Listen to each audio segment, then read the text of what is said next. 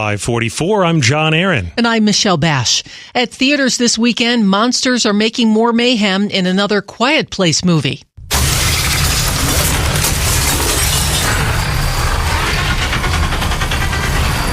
I talked about A Quiet Place Day 1 with Kuya P of Nerds Rule the World. Yes, John. If you haven't seen the previous ones, you definitely got to check them out. They are some of the best horror films out there. This one, you can start off with, John, because this is a prequel of sorts. A Quiet Place Day 1.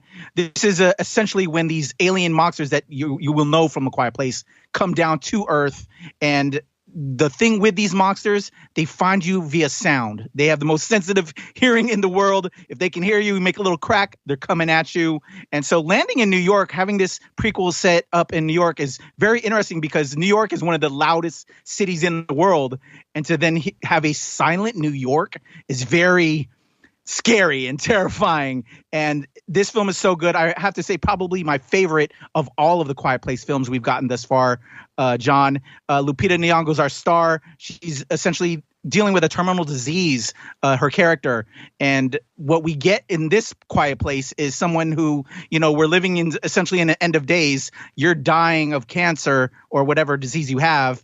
What do you want to do on your last day? She wants to go for some pizza, John. So, in this trek for pizza, we learn of herself and of people surviving. But this film is just so good in its regards to its writing, the characters, the atmosphere, the sound. Make sure you see this in IMAX because this just envelops you and you feel like you're in this film. Okay, completely different.